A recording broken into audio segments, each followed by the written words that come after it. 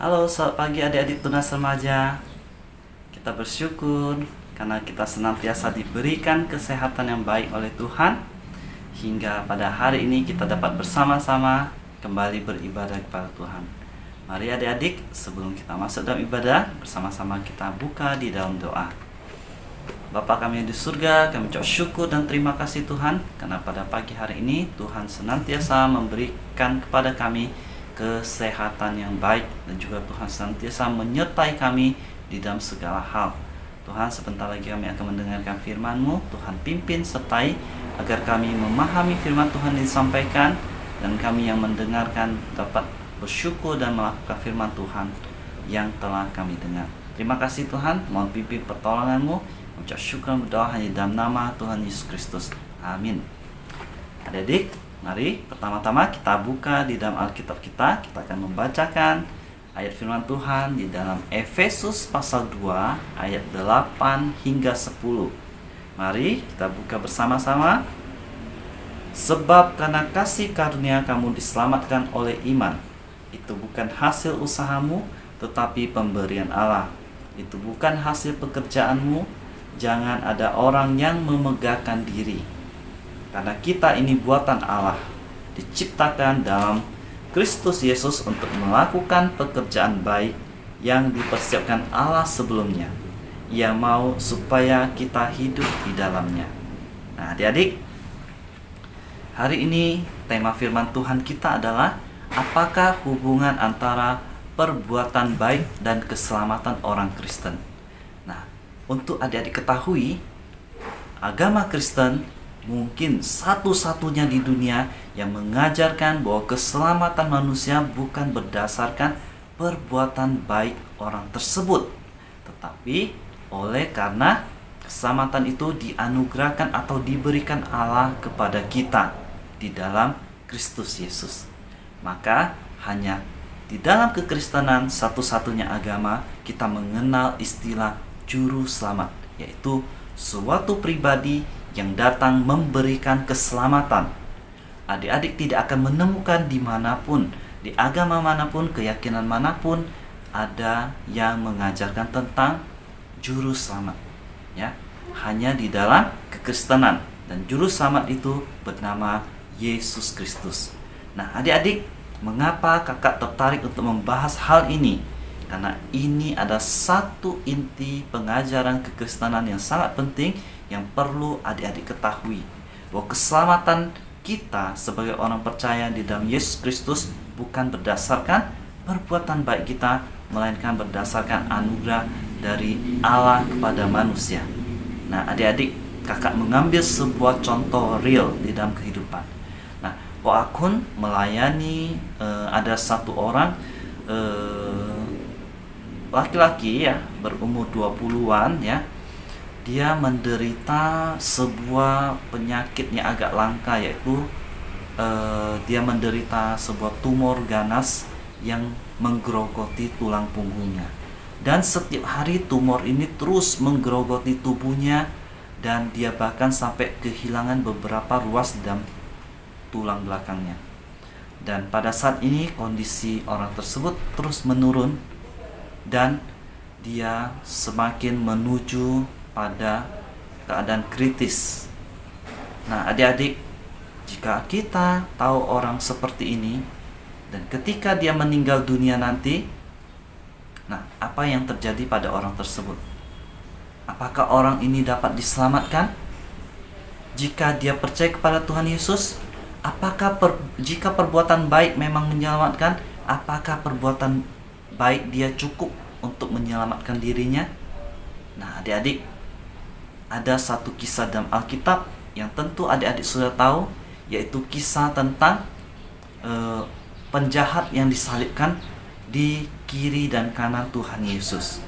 Nah, salah satu dari penjahat tersebut, kita kalau membaca kisahnya, dia mengalami perjalanan iman dari seorang penjahat.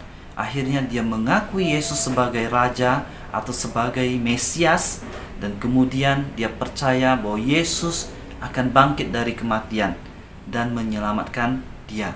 Itu terlihat dari kalimatnya, yaitu Yesus jika engkau kembali sebagai raja, ingatlah akan aku. Nah, ini ada satu hal yang sangat luar biasa, ya. Penjahat ini mengalami perubahan, ya, imannya. Dia beriman kepada Yesus Kristus. Dalam keadaan dia tersalib, dan juga Tuhan Yesus yang tersalib dan tampak tidak berdaya pada saat itu, ya, orang ini bisa memiliki iman bahwa Tuhan Yesus akan kembali sebagai raja dan memberikan keselamatan kepada umat manusia. Nah, di situ Tuhan Yesus menyatakan satu hal yang luar biasa, bahwa pada hari ini juga engkau akan bersama-sama dengan aku di Firdaus, ya. Dia akan diselamatkan.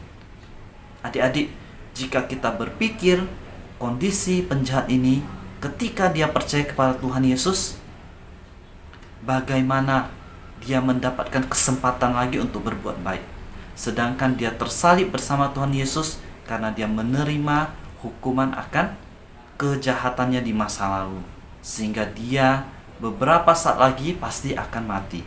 Nah, di saat dia tidak punya kesempatan untuk berbuat baik, ternyata dia diselamatkan oleh iman, seperti yang kita baca dalam kitab Efesus, ya. Nah, dikatakan bahwa keselamatan dari imannya itu mendatangkan pernyataan Tuhan Yesus yang menyatakan bahwa pada saat hari itu juga dia akan bersama-sama dengan Tuhan Yesus di Firdaus. Nah, adik-adik, kembali kepada kasus dari orang yang papi kenal, atau bisa dikatakan teman Koakun, ya, yang pada saat itu menderita tumor ganas dan mungkin hanya menunggu waktu untuk dipanggil oleh Tuhan. Nah, kakak bersyukur, kakak sempat berbicara dengan dia, men-sharingkan Injil kepada dia, dan dia ternyata adalah orang yang percaya kepada Tuhan Yesus.